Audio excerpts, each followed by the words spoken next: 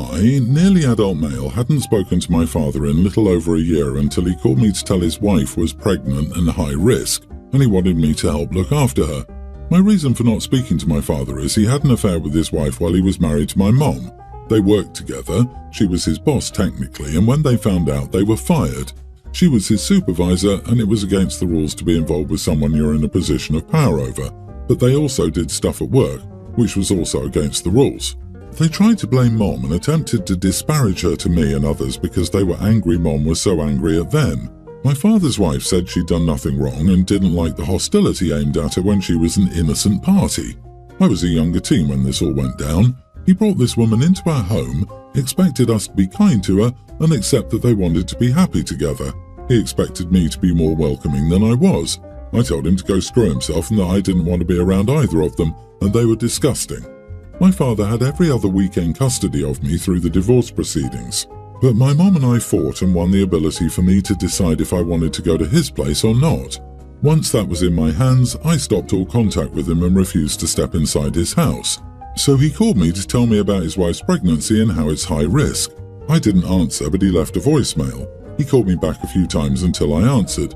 He said she's unable to work and she's home alone a lot while he works. She can't do much for herself, and he wanted me to help care for her and their house. I was like, no way am I taking care of his wife. He said if I don't want to do it for them, think of the baby who will be my little brother. And he was like, surely you'll want a relationship with him? I said, nope. I won't ever see his new kid and I won't be his kid's big brother. My father was saying that's not how you treat family. I told him he ceased to be my family when he decided to try and turn me against Mom and brought his side piece into the family home. I told him Mom had done nothing wrong. He cheated, and there he was trying to poison me against her. My father argued that it had nothing to do with me. I pointed out he made it something to do with me when he tried to use me. He protested some more and said he needed help. I said he could take care of his wife, and when it came to that, he could take care of his family and leave me alone. He lectured me about people needing help occasionally, and I'm being a little idiot about this. He said she could lose the baby if forced to do too much. I told him that wasn't my problem. Am I the idiot for telling my estranged father he can take care of his own wife? Not the idiot. Your father sounds like a narcissist. Stay away, otherwise he will make your life a nightmare. He created this situation and could hire someone to care for his wife. He's also putting you in a bad position. If something bad happens to his wife, it could be anything out of your control. He will blame you and try to put that burden on you. You're not even an adult yet and should be going out and living your life. The part that gets me is his new wife saying she did nothing wrong. She had an affair with a married man and that marriage broke up. And if she didn't do anything wrong, where are all her friends? Why aren't they rallying around her? Just what is doing something wrong in her opinion? They're both narcissists. This is what makes little sense. Their first resort is OP. They must have lost many friends and family members over this if they're this desperate. OP, you can work to forgive him for yourself, but that doesn't mean you have to have a relationship. Something I've learned is that not everyone deserves to be forgiven. Losing employment from a work affair with your boss is a foreseeable outcome. Alienating your kid by trying to bring your affair partner home is a very foreseeable outcome. Having a high-risk pregnancy over 40 is a very foreseeable outcome. OP, I don't know what kind of shrooms your father is smoking, but it's better to stay far away from him. Your dad makes decisions without considering dealing with the consequences of his actions. You aren't responsible for trying to take care of him in that. He will learn or not on his own time. I, 49 male, am getting married to my fiancée, 41 female, in a month, and the wedding preparations have gone well except for one issue. My fiancée's family is primarily conservative and thus unsupportive of same-gender relationships. My fiancée's siblings plan to bring their children to our wedding. They obviously wouldn't want their kids to witness a gay couple at our wedding, then they'd need to explain the situation to them, so we decided to disinvite my son's 21 partner and his 20s male from our wedding to avoid such issues. I thought my son would be mature about it and understand our side, but instead he kicked up a huge fuss about it, saying that I'm an idiot and embarrassed by him, and that if his boyfriend can't attend the wedding, then he won't either. He's being really unreasonable, especially because he and his boyfriend haven't even been together for that long, so it's not like he's really entitled to be invited to any family events yet. And my fiancé does take my side. However, my son is vehement that I'm an idiot and even got his mom, my ex-wife, to essentially gang up on me about this issue. Am I the idiot? Edit, my fiancé and I don't plan to hide it per se, but it doesn't mean it needs to be thrown into their faces either. You are the idiot. You made a major mistake and invited the wrong people. The bigot should be told not to come, not your son's partner. If your fiancée is defending her family's bigotry over your son's existence, then the one person you should have uninvited was her. You've essentially told him that you're ashamed of his perfectly normal lifestyle. I hope you're ready to be iced out of his life if you continue down this path. Oh, they're conservative? No, sweetie, they're toxic idiots. And by you thinking it's acceptable to cater that crap, makes you a toxic idiot as well. You've just shown your son where your loyalties lie, with your coward fiancée and her awful family instead of your own child. Don't be surprised when you're not invited to his wedding someday. He's correct. He's not the immature one here. That would be you. Forget the wedding, what about the rest of your life? Who marries someone who thinks his child is a deviant monster? Who invites a room full of people to anything if they think your child is evil? It's not just the wedding. This poor kid's dad straight up chose a family of ignorant bigots over his own child. It never ends. It is never about alienating a person for a single event. It's about alienating them for the remainder of your combined lives. Sorry, son, you can't come to Christmas this year because I have to choose my nieces and nephews from my second wife's family over you, because you have the big gay. I don't know how to explain to my bigger in-laws that love is love. Your son would be a fool to ever speak to you again, OP. Hope your marriage works out because it's all you will have in your life. I won a substantial lawsuit against my city. It's a lot of money, and I did what I always said I would do if I ever won the lottery. I paid off my parents' mortgage, and I bought a duplex and gave each half to my brother and sister. I'm investing the rest of the money so I'll never have to work again and enjoy the rest of my life. My family had me over last weekend because I'm leaving for Indonesia to begin traveling worldwide. They said that we have family and friends who need help and that I was selfishly blowing the money on myself and basically retiring at 29.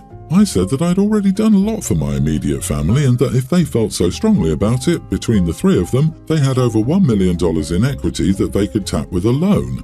Then they could work to pay off their new mortgages. It started a fight because my dad had cut back on his work. After all, he no longer has a mortgage, and neither of my siblings would qualify for a mortgage on their own. I walked out and went home to finish packing. They won't stop texting me and trying to call me. Apparently, I need to work the next 30 years. I don't. My girlfriend is joining me for a year and thinks I'm being mean. I don't think I am. I have enough to last me the rest of my life. If I ever want a house, I can buy one. If I want to have kids, I can pay for their education. But not if I give a big chunk of my money to people I know for a fact will never help me in return. Not the idiot. I'm confident in saying your family went ahead and made promises before talking to you. That's why they're freaking out. Tell your girlfriend that if she's worried, you can cancel her ticket so she can stay and help. They are so entirely out of line that it's unreal. Go travel the world and enjoy yourself. Exactly. Tell your girlfriend if she wants to be a saint, her ticket can be sold off to help heal her guilty conscience. Honestly, this post makes my blood boil because, first of all, it's OP's money. I really like OP's mindset about saving the money and retiring at 29 because that's everyone's dream. You bought your immediate family houses. You've set them up for life. How could anyone see that as mean? Dude, change your number and be careful of the girlfriend who wants you to give away more of your money to ungrateful people. Greed knows no bounds. Your family will spend all of your money if you let them. It doesn't hurt them any to be the one who promises second cousin a car, and they get to puff out their chest and walk around like they're the ones who should be adored. My mom is engaged to Charles, and he and his kids, a young teen male, a female tween and a younger female tween, moved in with us in February. I, a teen female, am the only one in the household who isn't talking about the wedding non-stop. My mom picked up on this a while ago, and then she overheard me tell my friend I just wanted it to be over and that I wasn't excited for the wedding. So she asked if we could talk. It was a difficult conversation. I told my mom that I wasn't totally happy about the wedding, that it's been difficult for me with Dad who died when I was 10 being gone and some things that have been said. I told her I was so glad she was happy and I know Charles helped bring her back to herself. The conversation highlighted that I don't see Charles and his kids as my family and that I'm unsure if I'll ever consider them that way. Some may be relevant info to some of my feelings. When Charles and his kids moved in first, he took me out for pizza and told me he doesn't want us to be a blended family, he wanted us to be just a family, and he doesn't want to be my stepdad, he wants to be my dad. He said he would do everything he does for his kids and will always be there for me. He said we could start trying some dad names for me to call him. I told him I already had a dad, and the sentiment was nice and all, but I was going to be his stepkid. He challenged me on why I could only have one dad and didn't want another one. It was very uncomfortable for me. He and his kids also tagged along when Mom and I went to remember Dad on his anniversary at the diner we went to as a family. His kids talked non-stop about the wedding and we didn't actually get to talk about Dad. Then Charles declared we'd make it a family thing every year, and even when Mom was like, let's just see, he was like, it will be good for bonding.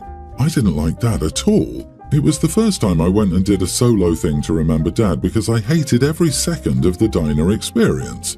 Mom wanted to explore this in family therapy, and I asked for it to be just her and me. She was going to say no, and then she asked why. I told her I would open up more with just her and a therapist, and that I would rather make sure we're okay than work on trying to bond me to others right now. I told her I could see that she was hurting, that I felt the way I do, and I didn't want our relationship to be ruined by this. Mom agreed for therapy to be just me and her. We start next week, but Charles doesn't like that I wanted it to be just Mom and me. I think he was a little offended that I felt this way in the first place and then didn't want to include him and his kids in family therapy. Mom told him she wished it could be all of us, but she didn't want to push me away or waste money by taking all of us if I found it difficult to open up around them. Charles told me I was putting my mom in a bad place and I was selfish, and he's only ever tried to show me how he loves me and will be my dad happily. Am I the idiot? Not the idiot. Charles needs to back off. He's pushing it too hard and is actively hurting everyone. Having his kids present and forcing them to hear everything you say would be cruel and unnecessary. Yeah, Charles needs to learn that not everything is about him. You want to do therapy with your mom because you recognize that something is fundamentally wrong between you and you need help processing and fixing it. Charles wants to do everything together because he has the skewed idea that he slots right into your life because he's marrying your mom. Honestly, your mom might be the biggest idiot here. She knows Charles is upsetting you, and she's letting it happen. Maybe it's what she also wants. Maybe because it's just easier to give in to what he wants. Oh goodness, another teenager who's going to cause issues for her mother, who is trying to find happiness again with what sounds like a very nice man after being widowed. What has Charles and his kids done to you to cause you to begin to cause chaos? Because that's what you're about to do. None of these people are responsible for your father's death. And your mother sounds like she's found a wonderful life partner and loving stepkids. Please don't be a source of hurt for those folks who are only trying to do right by you. Sorry, you are the idiot. I, 27 male, am engaged to Sky, 26 female, and we have our bridesmaids and groomsmen chosen already. My groomsmen will be Sky's brother Kai, a great friend of mine, and my best friend Nick. Sky has her two closest friends as bridesmaids. I have a 24-year-old stepsister with whom I'm not close, and Sky has maybe seen twice in our 7-year relationship. She's not in the wedding. She's just a regular guest. This bothered my dad's wife, and she offered us $3,000 towards the wedding to include her daughter. We turned her down. Sky left the decision to me, and I didn't even need to consider it. My dad and his wife are saying I'm unreasonable and I should accept the compromise because her daughter was 4 years old when I became her brother, and they know she feels hurt that she wasn't asked to be a bridesmaid. They said she would be crushed on the day seeing Sky's brother as my groomsman and knowing she wasn't asked to be a bridesmaid as my only sibling. I told them Sky and Kai are close and Kai is one of my closest friends. Sky has met my stepsister twice and I never felt close to her. They said the money should have made an enormous difference and offering that compromise was more than generous. Am I the idiot? Not the idiot. The wedding party is who the bride and groom feel most deserve the honor and who they want standing with them. It was honestly lovely of the bride to leave the decision up to you, as it's her bridal attendance the stepsister would be part of. The decision has been made, and honestly, does your stepmother think her daughter would feel better knowing the only reason she's in the wedding is because you were bribed into including her? If this is how your stepmother approaches things, I understand why you aren't close to her.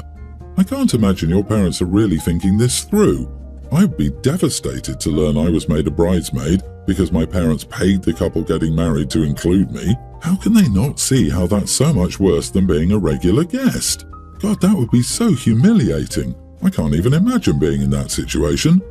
This is so wrong on so many levels. If that $3,000 was accepted, the stepmother would think she was running the wedding. Remind them that the stepsister doesn't need to come if it will be too hard on her. It's not like being in the wedding is a game of game decisions. No amount of money changes the fact that it's your special day. Your parents should respect that.